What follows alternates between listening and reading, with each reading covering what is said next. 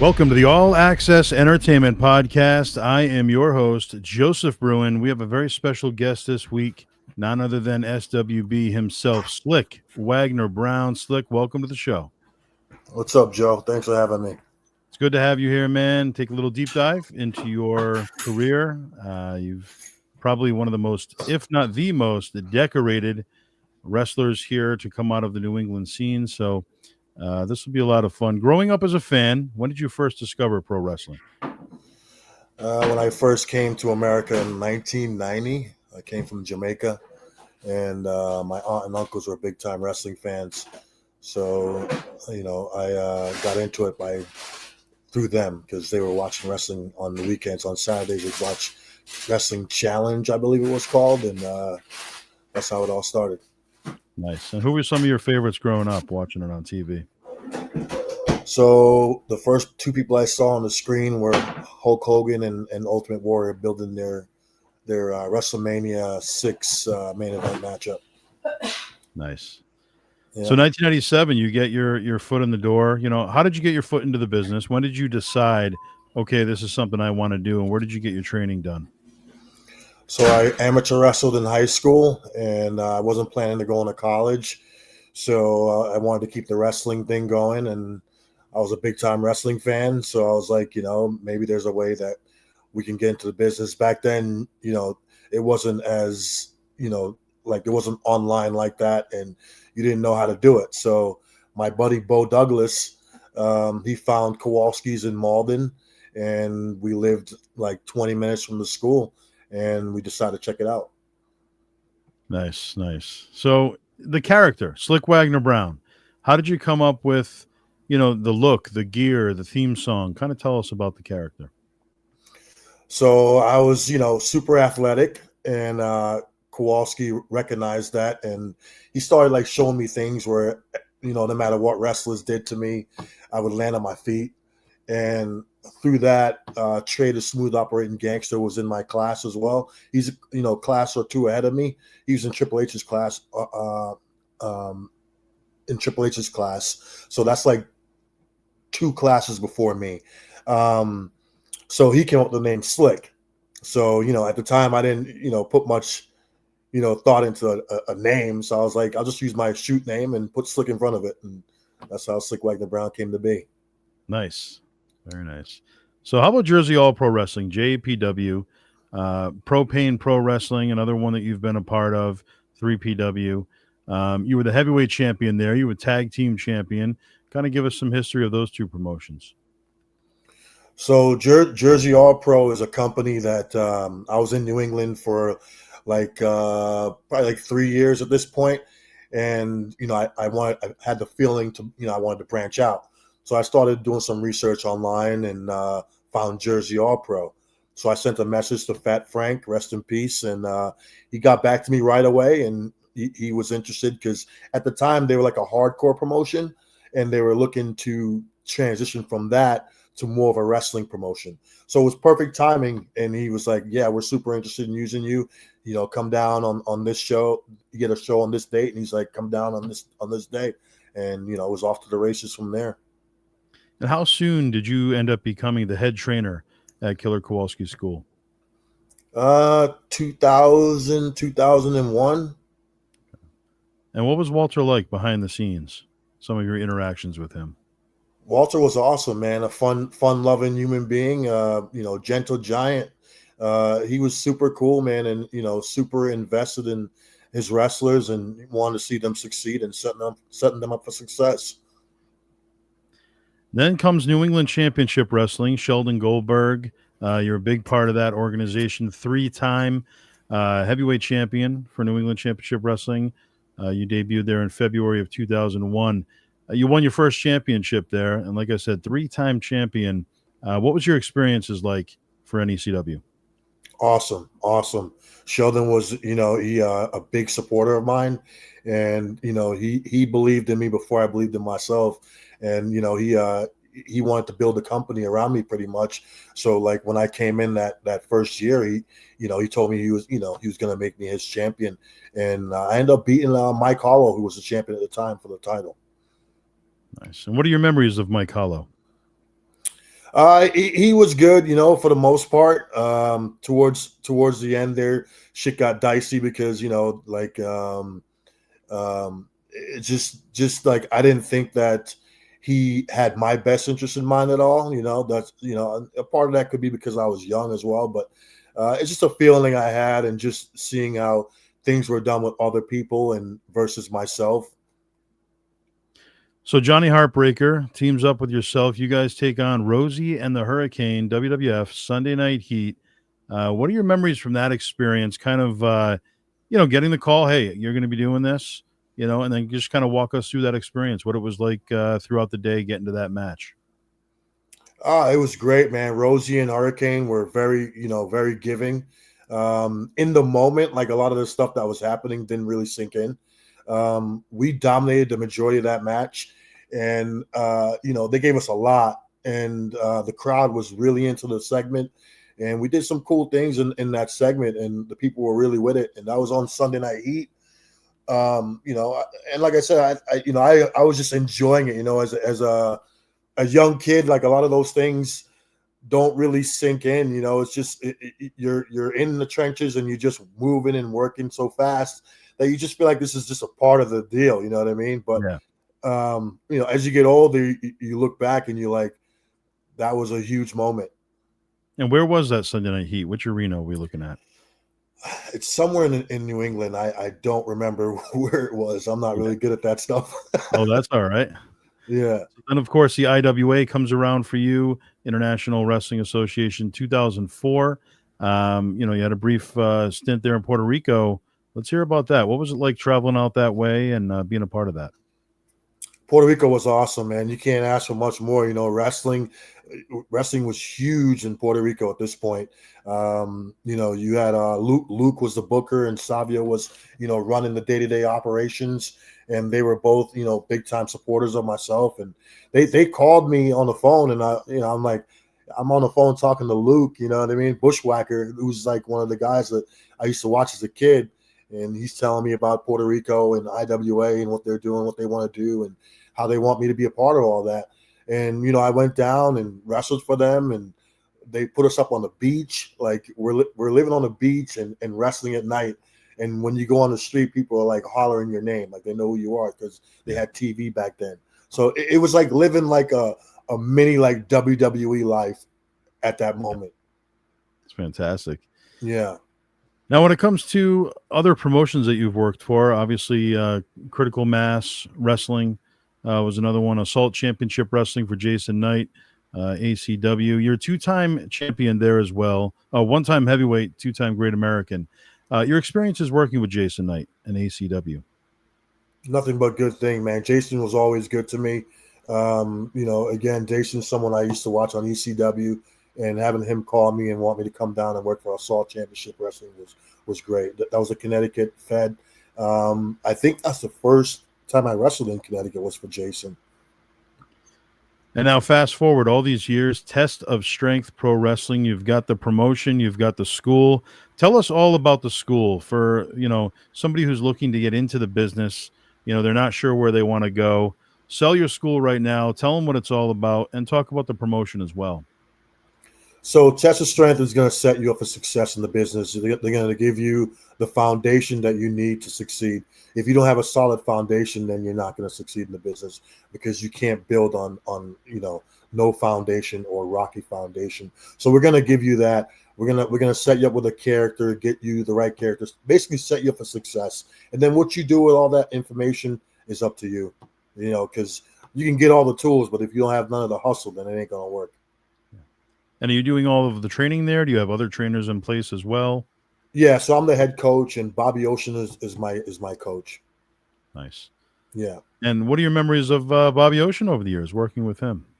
I've known Bobby many, many years. First time I met Bobby was Assault Championship Wrestling working for Jason Knight, and we traveled the road a lot for IWA in Maine, and other companies, and just working with Bobby and helping him grow, just like Trey did for me, was one of the fond memories. You're a two-time tag team champion, Trey the Smooth Operating Gangster for BTW, Big Time Wrestling. Steve Perkins, Terry Allen. What are your memories working with BTW, and how was it to work for those guys? It was awesome. Those guys gave us the lifestyle of being on the road with like a big company like WWE. They ran a lot of events and a lot of sold out events, and you're up and down the East Coast, and it was fun. It was a fun time. Perkins and is easy to work with, and both Allen was very easy to work with. So Terry and Perkins were a good team. Perkins did the day-to-day stuff, and Terry did like the money stuff. So it was good. And you've always stayed in such great shape throughout your career. Why don't you tell us what your training regimen was like? What are we looking at? Honestly, it didn't take much effort because I was just blessed with good genetics, and I worked out hard, and I didn't even eat right like earlier on. There was a point in my career where I hit like 32 or so, and then things started to change, and you had to put a little more hustle in. You know what I mean? But when I was younger, it wasn't that difficult. I started out very, very skinny, so I was I could eat whatever I wanted. Right. Yeah. Any memories of the Punisher, Don Vega? Yeah. I've worked a lot of shows with Don, mostly like when I first started Yankee Pro, I believe it was. It's probably the first time I met Don Vega. Yeah, and we've crossed paths many times throughout my career. Yankee Pro Wrestling. Have you ever worked in the PAL Hall in Fall River? Yeah. I worked there for Yankee, I believe, and I also worked there for what's the company where Teddy was helping out with? Top Rope Promotions. Top Rope Promotions, yeah. Mm-hmm. Yeah. So speaking of that, you've worked for so many different promotions over the years, and not only that, you were successful wherever you went. You had a championship in almost every league. What were some of your favorite promotions to work for, if you had to pick just a handful, and maybe some of your favorite venues over the years? So you named a lot of them. So like, IWA, Jersey All Pro, Big Time Wrestling, even NEW in Connecticut, Jason Knight, NECW, obviously, USA Pro, ECWA for Jim Kettner. There's a lot, man. There's a lot. I've worked for everyone, WWE. So there's a lot. As far as venues go, obviously the ECW Arena in the States. I like the venue that Big Time Wrestling ran in Webster, Mass. I think ECW used to run there a lot. It's the Webster Town Hall, I believe that is. Yeah. It's got the two layers levels there. What else? USA Pro ran some cool venues in New York. I think it was the Elks Lodge. That was a cool venue. It also had the upper and lower level. I'm trying to think in the States. That's pretty much I can remember right now off the top of my head. 2005, you would take on the NWA World Heavyweight Champion Jeff Jarrett. What are your thoughts on that match? How did that go for you? What was he like to work with? Very easy, very easy. Jeff is a professional. No BS, no attitude, nothing like that. Jeff has done everything in the game. At that time, he was running TNA wrestling, like he owned TNA. Very easy to work with, very professional, very fun. We had a good segment and worked well together. And when you work with a star like that from television that has been in the business for so many years, multi-generational, what's your biggest takeaway from working with somebody like that? Just how they do things, both in the ring and behind the scenes. And like I said, he just carried himself like a true professional. Most of the time, there's people in this game that you don't know who they are. They haven't done anything, and you think they've done everything in the world. So just to see someone like him, knowing what he's done and knowing what who he was and what he's doing at that moment, and just seeing the way he carried himself was it's good to see, because if they can do that, then anyone can do that. Yeah. Yeah. And another true legend in the business, you brought up NEW, Northeast Wrestling. You went one-on-one with Jerry the King Lawler, WWE Hall of Famer, the King of Memphis. Share some of that feedback from that match. Same as Jeff. Jerry was very professional, very giving. He just knows, like, he let me beat him up. Like, he knows how to handle his business and how important it is to get heat in a match. Otherwise, whatever he does to me is not going to matter. Yeah. If I don't get any heat, then he's Jerry Lawler, obviously. So his stuff is always going to go a certain way, but he wants his stuff to go as well as it possibly can. And just certain things that we have to do in order to make that happen. Yeah. And once you're working with somebody on that level, a Jerry Lawler, a Jeff Jarrett, do these guys like to call it in the ring for the most part, or are they going over it beforehand with you? Jeff communicated a lot more beforehand, and Jerry is more like, in the ring. Like, he's gonna give you like the format basically, but everything, he's gonna fill in the blanks in the ring. Gotcha. Yeah. You won the New England Championship, also the television championship for Chaotic Wrestling, another big part of the New England scene. Chaotic's been around since about 2000. What are your memories working for Chaotic? Awesome. Chaotic was the first company that decided to do independent contracts, and I was one of the guys.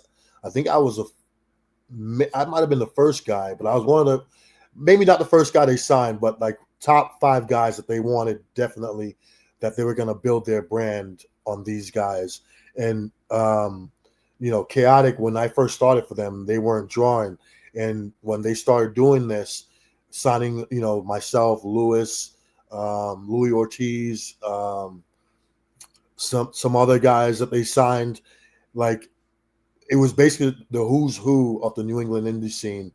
And their whole mind thought was, if we can get these guys under this one umbrella, then that would force fans to come to our shows. And it worked. It took a while, but it worked, because they were new to the scene. People didn't know who they were, what to expect. But once they started seeing all these guys that they like to watch wrestle being under this one umbrella, they're like, well, this is where we have to go to see them.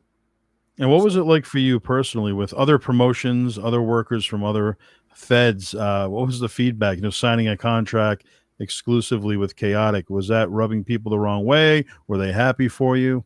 No, people were not happy. Of course, they weren't happy. We were, basically the chosen ones to get paid and wrestle, like, not that crazy of a schedule, because at the time Chaotic was only doing, like, I believe 1 or 2 events a month, and they would pay us, based on the schedule that we had previously. So whatever amount of events that at least for me, whatever amount of events I was working, each month, they paid me based on that. So it worked out great for me. I didn't have to hustle or like that for bookings, and they gave me a set rate, and I got that money every week. So Yep. it was a no-brainer. But I didn't want to sign it at first, because I didn't want to, I didn't want to, like, be like in one place. You know what I mean? Like, I enjoyed the freedom of working different places and in front of different crowds. But I eventually signed it. Jamie convinced me. Not Jamie. Randy Miller. Randy. Yeah, Randy convinced me to come on board. Nice. So DPW, eventually you'd move on to DPW for a while, Defiant Pro Wrestling. You won the heavyweight championship there. CTWE, another one, Connecticut Wrestling Entertainment. You won the heavyweight championship there. At this point, we can call you the belt collector. I mean, every promotion you go, you're winning the strap. You make it look easy, but realistically, that doesn't happen for a lot of people that are in the business. They're aspiring to win a championship. Sometimes they never do. And you're winning them in almost every promotion. What did it feel like to kind of just, stay on top throughout your whole run? It felt good, man. That's why I call myself the Underground King. That I heard it in a 50 Cent rap song, and, like, that's how I felt based on like things that you were saying, like no matter where I went, I feel like I would become like the top guy in that company. And a lot of it goes back to my training, because Kowalski taught us how to do pro wrestling in a believable fashion, and I think that resonates with people. And also like my character, and just people, no matter where I went, they gravitated towards me, the audience. Like they would give me that response. You know what I mean? They would treat me as that guy, and they were very excited to see me whenever I came, to their community for a wrestling event. So, but I always give the credit back to the where it all started, which is Kowalski. Yeah. And how about fans? Fan interactions over the years. Anything stand out more than the other? Like at an event or like online communication? I guess at an event in person.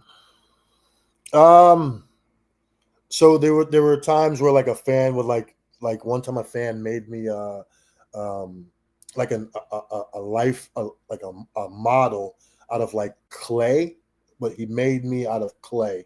Wow. So yeah, that was pretty cool. That's never happened before. People would give me like caricatures that they've made of myself, or like action figures, um, or they would give me like my matches from Japan, like stuff like that. You know what I mean? Which showed me that like a lot of those things take a lot of time and effort to do. So especially at that time, because that was a tape collecting time. It wasn't like now where you can just go on YouTube.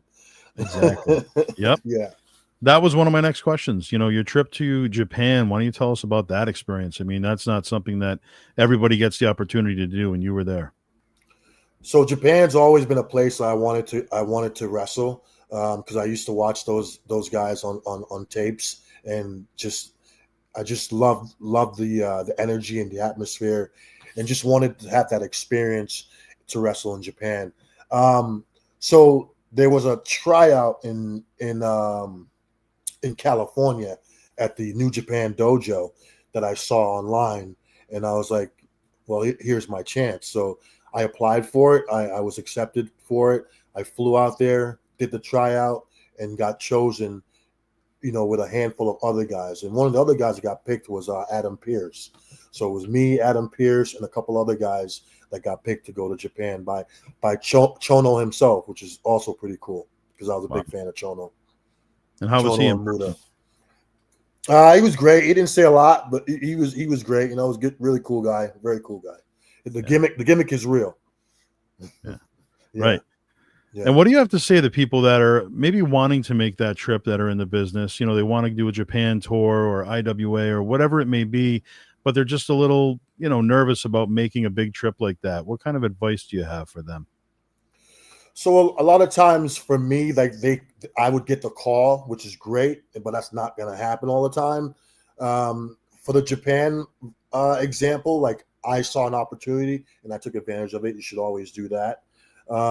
Another way, like when I used to wrestle in the UK and stuff, I would always see guys from Canada that was in the UK. And one of the ways that those guys did it was they would just get themselves to the UK and just work.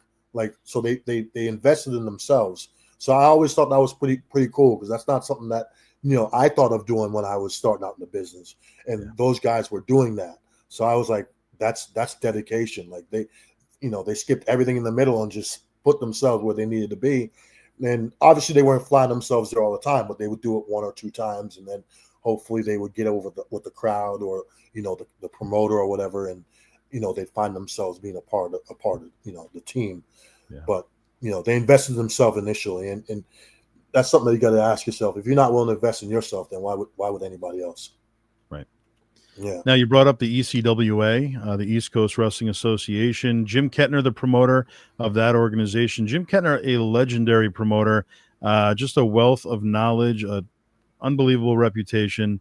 And of course, the Super 8 tournaments and all the big shows that he produced over the years. Tell us about Jim Kettner, your experiences with him over the years. Very good. He's another promoter that treated me well, and was happy to have me on the team. And when I was wrestling for Jim, there was a lot of competition. You had the SATs, you had AJ Styles, you had Brian Danielson, you had Low Key. It was a who's who in his locker room.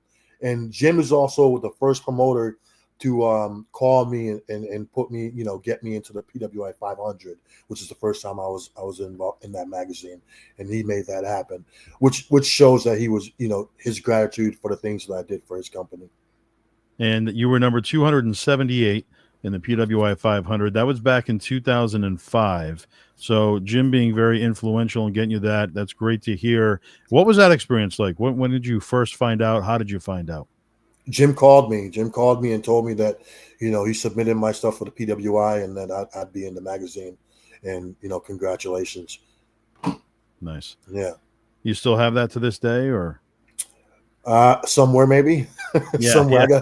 I got stuff in the closet somewhere. It's in the files. I'm not good at any of that stuff, man. I'm not Right. good at, like, I don't remember a lot of like the places that I've wrestled, or, I like I said, when I was young, I just thought that's the way things were. You know what I mean? As you get older, you're like, shit, man. In my early 20s, I was living a crazy life that Right. not a lot of kids that age get to live. So you went on to win the heavyweight championship once again for ICW, Immortal Championship Wrestling, and then again the heavyweight championship for JCW, Jersey Championship Wrestling. So you're collecting these belts, you're moving on. Then you get to the MWF, the Millennium Wrestling Federation, not once, not twice, but a 3-time heavyweight champion there. What are your memories of working for the MWF and your memories of Dan Marotti? Pleasant memories with Dan. Like I said, Dan is someone that, reached out and wanted me to be a part of his team. And, I enjoyed working with Dan, and Dan would do the stuff that a lot of other places you weren't able to do. Like, he'd get us in the studio and, do like sit down interviews, angles and stuff like that. Like a TV show experience, you know what I mean? Versus like a lot of the other places, you just go in, you wrestle, and then you leave. So, Dan was a little different. You'd go in, you'd wrestle, maybe you come in a day early or leave a day late, and then you do the studio stuff on the end or the front end. So that was cool too. I remember him bringing in like guys like JBL and stuff to work with us, with like promos and stuff like that. So, he went the extra mile as well. So rewinding back to 2000, you actually worked for my promotion. I used to do spot shows here and there, the HWF, the Heatwave Wrestling Federation. So this was 2000. It was Wrestle Riot. You were in a triple threat match with Kid USA, Jay Gillette, and Latin Fury, Luis Ortiz. What are your memories, not specifically on that match necessarily, but working with those two individuals over the years? So those are two guys that I always cross paths with. Like I said, me and Lewis came up together. Lewis was like maybe a year or two before me at Kowalski's. And then like Jay Gillette was someone that, from the Tony Rumble days that our paths always crossed. So between the 2K Club, which was me, Louis, Jay Rumble, and yeah, that's it. Me, Louis, and Jay Rumble. And Jay Gillette was most of the time he was teaming with like Frankie Arion and Jeff Mangles. Yep. Yeah. So we worked a lot together. So when it comes to referees, obviously the referee is the third person in the ring. They're just as important on different levels. Do you have a favorite referee to work with over the years? My first favorite referee was Ref Hansen. So like when I first started going to the New Jersey area, I would watch not just the wrestlers but also watch the referees, and I wanted to have the best referee in my match, because a referee can make a good match even better, but he can also make a good match really bad. So so I understood that, and I wanted to make sure I had the best referee in my match. I didn't want that to be something I had to worry about. Yeah, Ref Hansen was always very animated. Yes, he's very animated, and he was a good referee. Another one is from the UWF days, Derek. I think it's with an A. He ended up wrestling. He ended up refereeing in New York for a little bit. I don't think he's still there anymore, but he was there for a little while.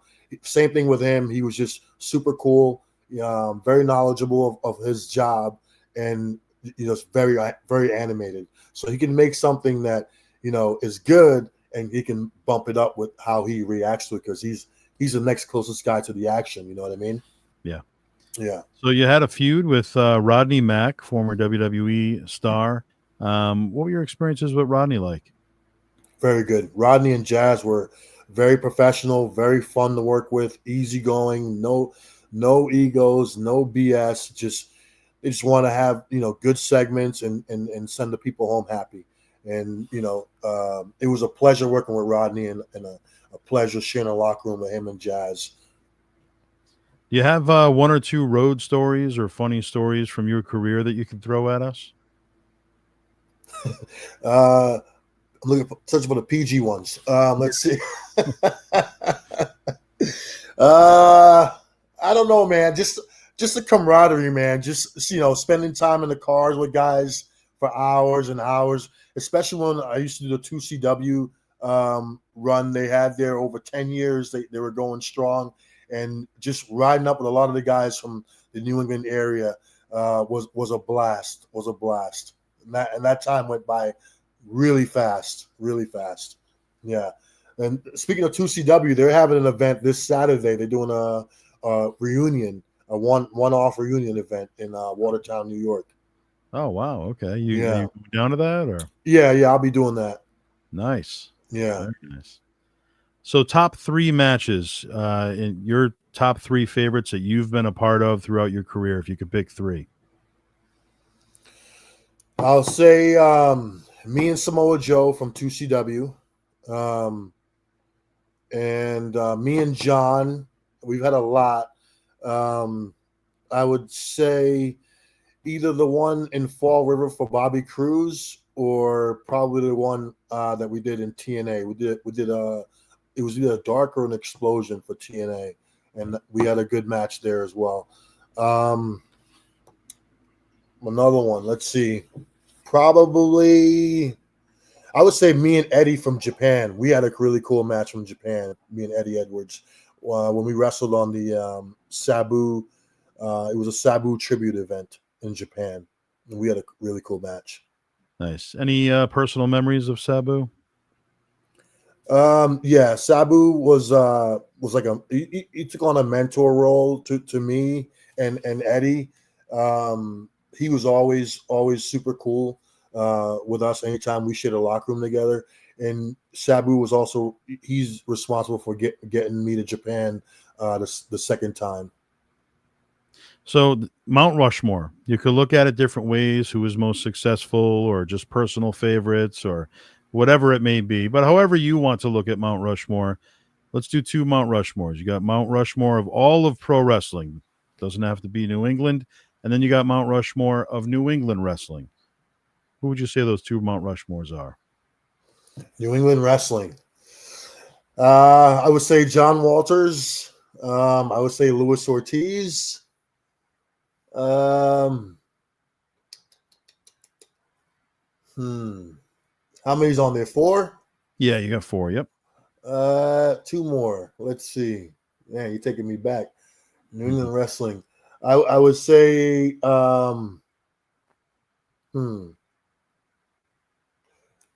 does Frankie Kazarian count? And he started out here, but he's a California guy. Yeah, absolutely. Um one more. I'm gonna put a female on there. I would say Mercedes Martinez. There you go. Yep. Really made a name for herself. And now, how about Mount Rushmore for even if you're looking at it from a fan's point of view growing up or whatever it may be, all of wrestling, television, whatever it may be? I'm gonna say The Rock, obviously Hulk Hogan. I'll say Stone Cold Steve Austin, and I'm gonna put a Japanese guy on there. I'll say Okada. Nice. Very nice. Any memories working for Kid USA Jay Gillette, the NAWF, New Age Wrestling Federation? For Kid USA, I don't remember that honestly, but I do remember working with Jay a lot for there was a company in Worcester, Mass. I can't remember the guy's name, but Jay was like basically office in that company. Um, what was his name? I don't remember his name, but he ran the Worcester area. I can't Okay. remember the name of the company, but he ran the Worcester area. They would run pretty decent big events as well. They were bringing like former WWE guys and stuff. Always had a good house. Now, where I met you was probably back in 98, 99. This was for Bert Centeno. So Mhm. Bert Centeno used to run all over Worcester and other areas of Mass. He would be at the Friendly House, the Boys and Girls Club of Worcester. So, I would see guys like you, Luis Ortiz, Kid USA, Delicious Dave Vicious, and Master Sandy, and Robbie Ellis, and, all these talents that I hadn't really seen as much in my part of New England when I, in the early starts. Yeah, What was it like working for Bert Centeno specifically? Any memories very of Bert? very cool. Bert was cool. I don't remember the events, but Bert was always very cool, very humble guy, very cool guy, very easy to deal with, very easy to work with. And you went on to win the heavyweight championship once again, SCW, Southern Championship Wrestling, Florida. Any memories from that promotion? Yeah, Chris Carson, he was running the company. He reached out to me and had me come down there and work there for a little while. That was cool. That was a fun experience, and that was one of the locker rooms where like you never knew who was gonna walk in there. I remember one time Scott Hall would show up because it's in Florida, and another time like the Usos before they got signed to TV, they would pop in there as well. I think they were training at the time before they signed the WWE contract. But a lot of people would pop in and out of that locker room. That was a fun time wrestling in Florida. For You, obvious reasons. yeah, yes. Yeah, it's like a working vacation. Right, exactly. You mentioned your top three matches, in your opinion. If you could just pick one opponent, who would you say is your greatest opponent of all time? Favorite person to work with? I would go with John. Me and John wrestled a lot, especially early in my career, and it was effortless to have a good segment with John, and he. I don't think John had the word "no" in his vocabulary. I would throw a lot of crazy shit at him, and he would just go with it. Jay Lethal is probably another one as well. We worked a few times, but not as much as we should have. We had a crazy match in Connecticut for CCW, Connecticut Championship Wrestling, and again, we're both young guys and don't really know much. And but after that match, we should have taken that match on the road, and we should have been doing that match. We should have been wrestling each other up and down the East Coast, but we didn't do that. Kind of like what CM Punk did with Chris Hero. Right. Yeah, Exactly. Yep. yeah. Now, other promotions you've worked for, of course, Ultimate Wrestling Federation. Once again, you won the heavyweight championship there. We talked about USA Pro, Extreme Wrestling. So you've been everywhere as far as New England goes. Are there any areas in the outskirts of New England, or even further beyond on the other side of the states, that you always wanted to work at, but for one reason or another, you never got there?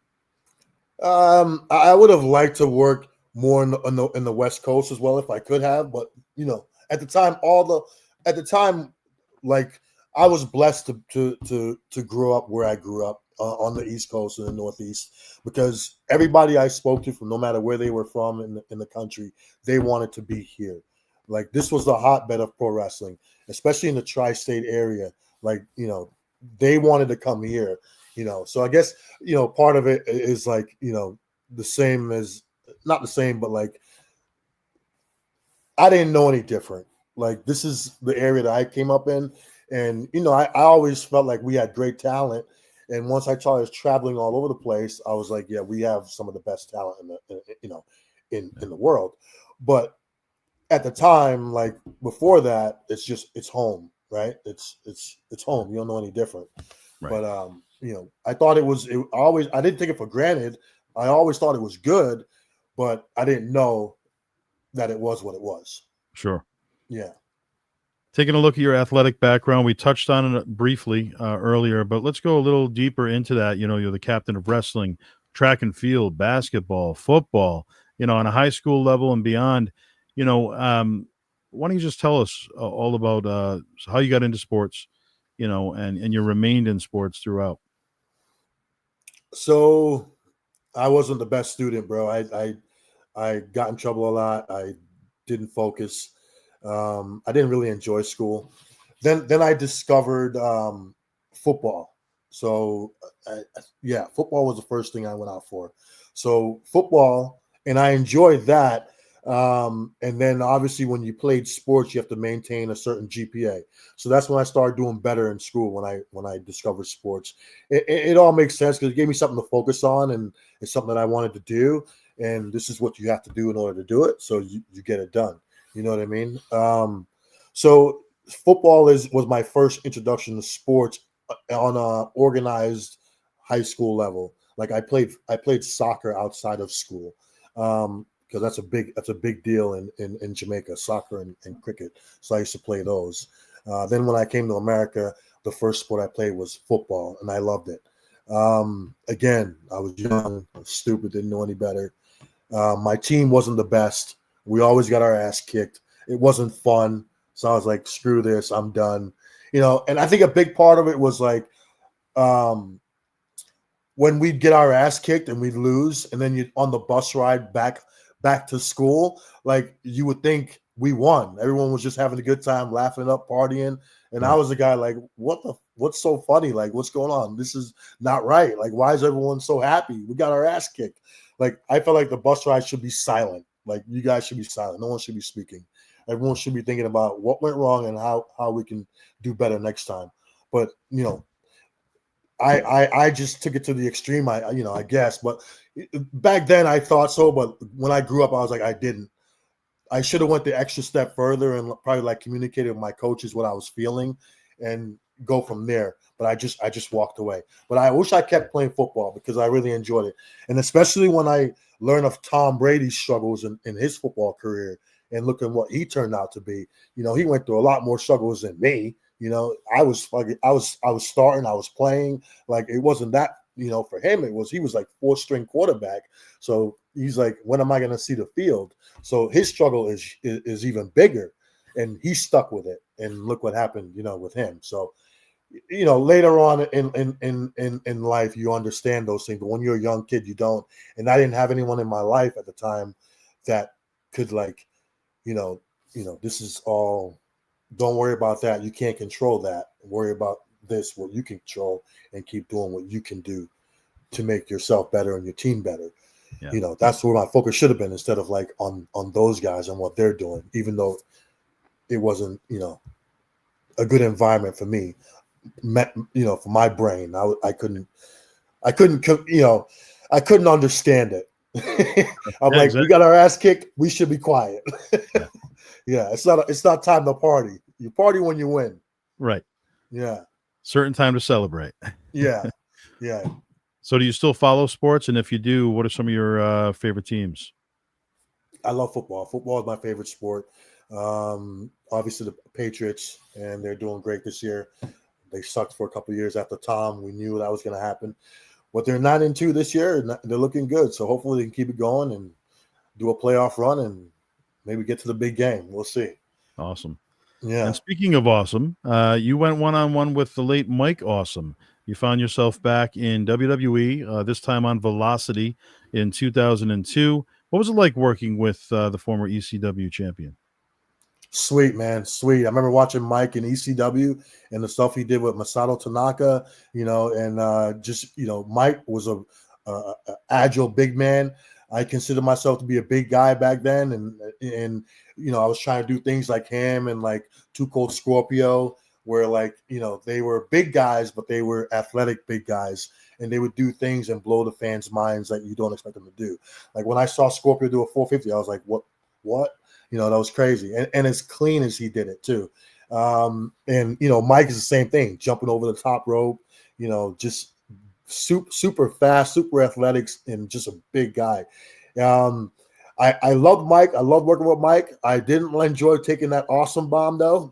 That was horrible. That ring is super hard, and and he threw me across the ring, and I was like, oh, that's terrible. I'd rather take this in the ECW ring. Yeah. Yep.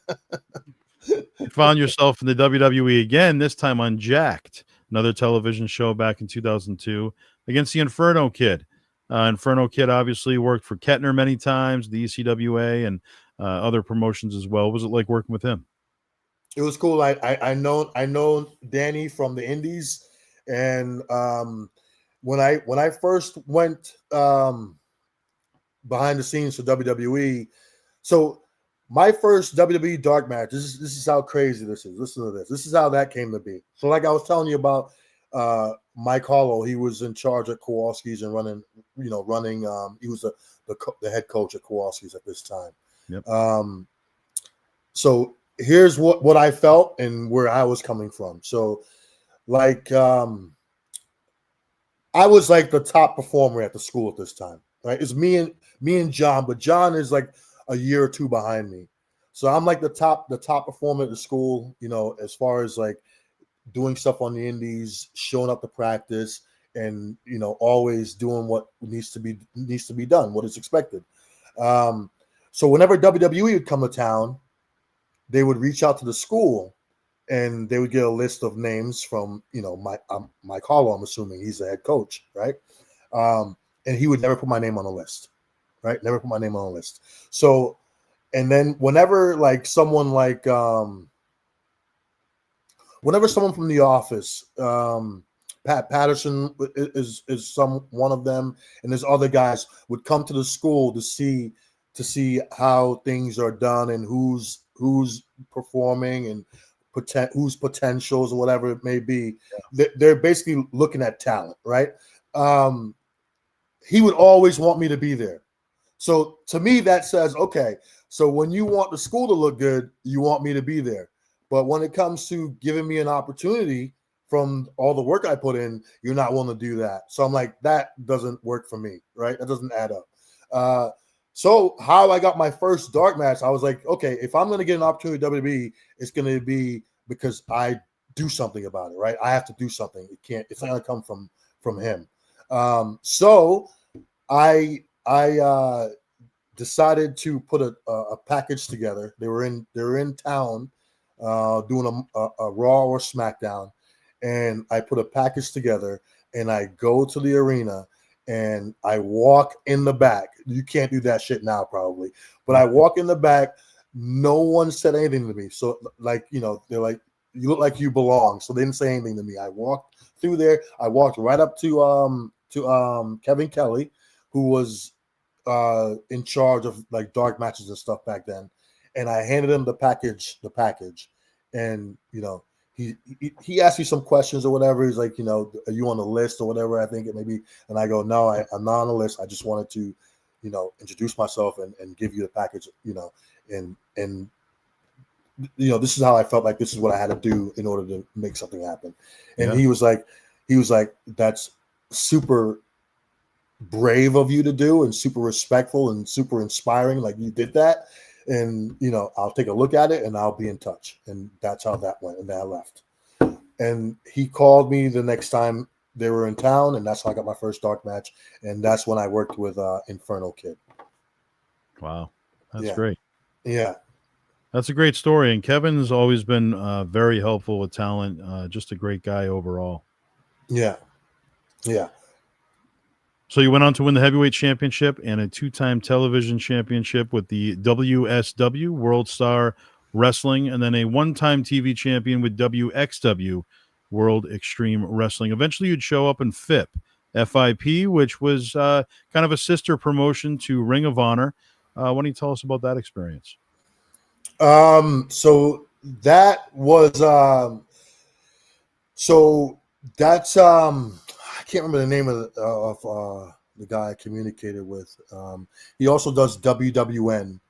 I can't remember his name, but me and a bunch of guys from the New York area got into a van and drove to Florida the first time we wrestled for them. And then we everything snowballed from there. But that was the first time we worked for them. That long ride to Florida, and a carload of guys, and that's where everything started for me, working with FIP and WWN. I'm trying to remember the name of the guy though that is in charge of it. It's I can't remember his name, but he's got black hair, really cool guy. Both guys were very easy to work with and fun to work with, very professional. I can't remember his name. That sucks. He knows who he is. Thank you. Yep. Oh, so many promotions. It's tough. You've had a long career. Yeah. So how many years have you been in the business now? You started in 97? Started in 97. Yep. Okay. So 2027 will be 30 years. So yeah, long time. My body feels it. Yeah. Yeah. You mentioned John Walters, the Hurricane, one of your favorites over the years. Of course, you worked with him many places, but NWA TNA being one of those places. You also worked with Eric Watts in NWA TNA. Why don't you tell us about that experience? So Eric, we Eric was a big guy, and it was I was like an independent guy. Eric is more like a TV guy. So we had like a clash of styles. Like back then, independent guy, I did everything, right? So I did everything, and I threw a lot at Eric, and I don't think he was feeling it like that, but he didn't say anything, and he went out there and we did it. But looking back, probably should have taken a different approach and Right. listen to Eric a little more. But it was good. It was good. I my mindset was a lot different back then. It was just like, this is an opportunity to make something happen. So I'm gonna do everything I can to make that happen. You also worked for Chikara Wrestling against Don Montoya, Chris Devine. It was a triple threat match. What was it like working for Chikara? They have a very unique, presence to them, and interesting organization. Yeah, so they did things a little differently, mostly on the entertainment side of the business. Yeah. I knew Mike Quackenbush from crossing paths a lot in the New York area, and Delaware and stuff like that. So he invited me to work with his company, which was Chikara. It was fun. It was it was different, but it was fun. I enjoyed it. And if you could throw a dream match out at the universe, what would your dream match be? If it's somebody from, an era previous to you or whatever it may be, somebody you never got to lock it up with. I would have loved to wrestle with The Rock, honestly. Yeah. Um, so when I first started watching wrestling, my first favorite was The Ultimate Warrior. Then I became a teenager, became Shawn Michaels. Then I became a young adult, and it became The Rock, and it's been The Rock for a while. I also enjoyed Okada's work as well in Japan, but overall, ultimately, my guy is The Rock. I just think he's great. I think he's entertaining, and he just knows how to get things done. And you're gonna get the max crowd reaction working with a guy like that. So I always wanted to work with The Rock. That would have been cool.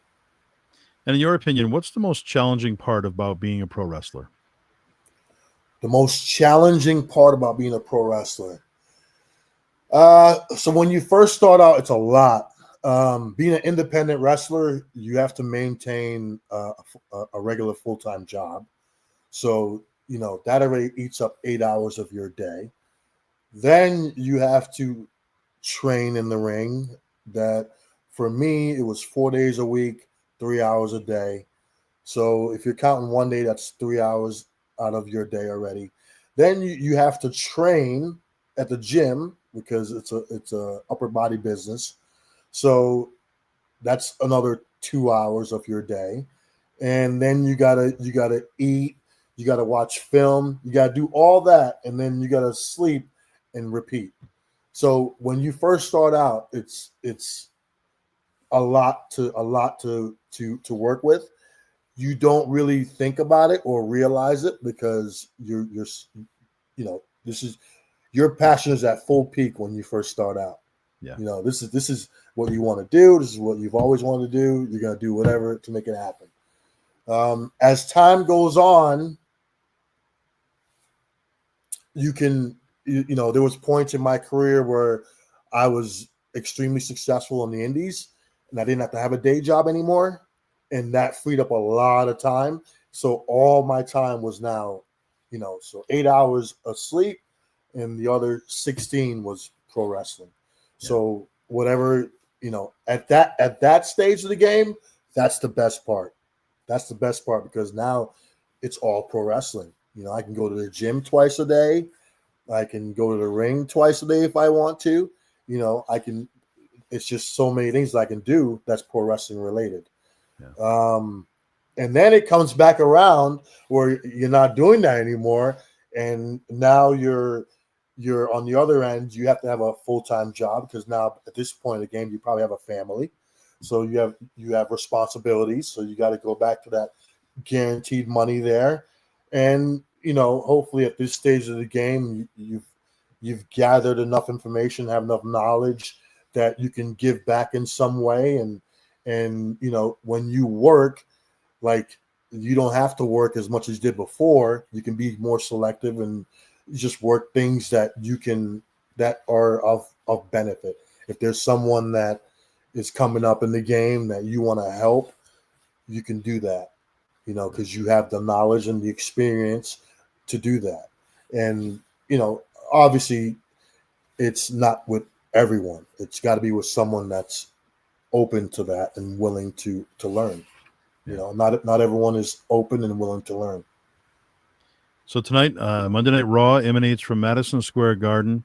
It's the final Raw for John Cena. After this, he's got one more appearance, which will be at Saturday night's main event next month. The John Cena Farewell Tour comes to an end next month. He's had such a great run. Obviously, he's a New England boy. Yep. Early stages of his career, obviously UPW in California, but also worked here as Prototype for a little while with Sheldon and Chaotic and a few other promotions. Any interactions with John early on over the years? And on the other side of that question, who do you think will be the next John Cena now that he's heading out? Who will be that next big star? Is it somebody that's there presently, or do you think there's somebody that's just going to kind of come out of nowhere? So John's first independent wrestling match was on the same NECW card that I wrestled Mike Hollow for the title. John wrestled Frankie Kazarian. So that's the first time I met John. And John was always a cool guy. No matter when I've met him in his career, he was always the same guy. So even after all the success he's had in WWE and beyond, he's always been John Cena, which is pretty cool. And that goes back again to what we talked about earlier with guys like Jeff Jarrett and Jerry Lawler and all these guys. And John Cena has, he's the most successful pro wrestler ever, probably behind The Rock, right? The only one that is a little more successful than him is The Rock. And he's still got time. You know what I mean? So, John is a very, very cool guy. Very cool guy. Very, very humble. Very cool guy. And that's the first time I met him. Then I went out to UPW probably like 2000, maybe 2000, 2001. And I met John again because he was training at UPW at this time, which was a developmental territory. And again, same guy. Same guy. He was on a developmental contract at that point. But don't mind that. Two dogs. What was the flip side of it? Oh, the other side of that would be, who will the next John Cena be? Who will that next big star be? I don't know. I don't think anyone does. I think it's all the guys that they want to be the next guy never really works out to be the next guy. Yeah. The only guy that has happened with in recent memory is Roman Reigns, and that's because they finally just let him be him, and instead of just pushing him as that guy before he is that guy. So I don't know. I don't think I could say that I've seen anyone that I could like, that's him. I don't know. I think, and even if I did, I think it's going to be someone that no one expected it to be. Yeah. It's going to be someone. 2016, another promotion that you worked for, Limitless Wrestling. Limitless Wrestling out of Maine. You worked with Anthony Green. What are your memories of working with Anthony? Awesome. Anthony used to ref my matches in CTWE. So to see him, make that transition and, become the pro wrestler that he became was really cool. So it was fun to work with AG, and, it was like two, generations, like John and John Cena and The Rock deal. You know what I mean? It was the same thing on an independent level. So it was really cool to wrestle AG, and that's like his home promotion at the time. Yeah, and he's another guy who has successfully, made that decision to try out Japan and had a nice little run there as well. So it's good to see. Yeah. So TNA 2011, rewinding back a little bit, the Amazing Red, one of the greats in the ring. What was it like to work with him? Fun, easy. I knew Red from the Indies, so me and Red worked a lot. We shared a lot of locker rooms together. USA Pro, Jersey All Pro, ECWA. We always saw each other. And when they came up the Northeast, like we always saw each other. So we constantly crossed paths. So we were very comfortable and familiar with each other. And I think a lot of the matches that when it's me versus a smaller guy like Red, I think those tend to be good matches because I can pick those guys out of the air and do some crazy shit that people will be like, wow, what the hell was that? You know what I mean? Yeah, create those moments. Going back to 2015, you were inducted into the New England Pro Wrestling Hall of Fame. Trey the Smooth Operator was your inductor. What was that night like? Any memories from that evening? That was cool, man. It was like a full circle moment, just being in there with Trey and DC Dillinger, so I had Trey induct me in the Hall of Fame, but DC also wanted to induct me as well. And I didn't. I should have had both of them do it, but I wanted Trey to have that moment because I felt like early in my career he was very helpful and very influential. Especially I came into wrestling in the '90s, and it was a weird time to as a black guy coming into pro wrestling, because pro wrestling at that time was very a white guy deal. You know what I mean? It still is, but it was very there wasn't a lot of black guys in pro wrestling. So it kind of had that feeling where it's one guy coming in, and one guy going out, and it should have never been like that. I'm not saying that it was. I'm just saying that's what it felt like. Yeah. Because I don't think that's fair or right. I think that there's room for everyone. Obviously there's certain amount of spots on the card, yes, but there's room for everyone. No one should feel like if one person is coming in, then another person is going out. You know what I mean? They shouldn't feel that way. Obviously there's X amount of spot on the card, but there's room for everybody because everyone brings something different to the table. That's the thing. Yeah, there's different varieties out there, and it comes down to talent, not color. You know what I mean? It shouldn't matter at all. But. Yeah, but that's why I had Trey at that moment, because he could have went the other way. Like, if I'm a young guy, and if I'm feeling that, he's an older guy, he's definitely feeling that. He's smarter than me, at that, in that moment. You know what I mean? You still there, Joe? Yeah, I'm still here. I think I lost you on the screen for a second there. There you go. We're good. All right. Yeah. So he could have handled that differently. He could have had a very bad attitude about that whole situation, but he didn't. He helped me, and he made sure that I had whatever I needed to be successful in that moment, despite that situation. So I always thought that was cool, especially when I got older and understood it better. I was like, yeah, that's super cool, because not everyone would have done that. Some people would have been like, nah, screw that. You know what I mean? He's gonna have to fight me for that shit. You know what I mean? And he wasn't like that. Yep. So tell the fans where they can find you, follow you on social media, talk about the wrestling school again, plug that, where they can find you. Test Your Strength. We're all over social media, IG, YouTube, Facebook, Twitter, or what is it now? X. So TOS Wrestling 1 is the handle. Test Your Strength is the name. We run classes on Tuesdays and Thursdays from 6 to 10 or 6 to 9, but usually run till 10. So look us up if you want to be a pro wrestler, or you want to be a pro wrestling manager, you want to be a referee, whatever you want to be, we can help you, make it a reality. And where is the school located? East Hartford, Connecticut. All right, excellent. All right, and in closing, fast forward many years from now, what do you want your legacy to be? How do you want to be remembered? Someone that you can count on, that was dependable.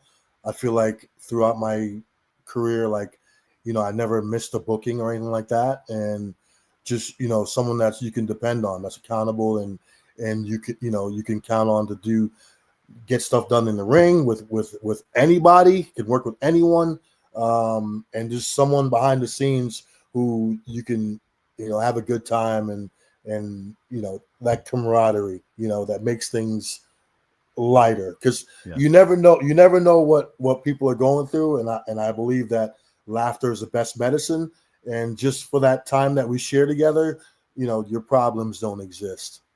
Right. Obviously not going to go anywhere until you deal with them, but at least for that 3 hours, 4 hours, 5 hours, whatever it may be, you laughed your ass off, had a good time, didn't think once about the bullshit that was going on in your life.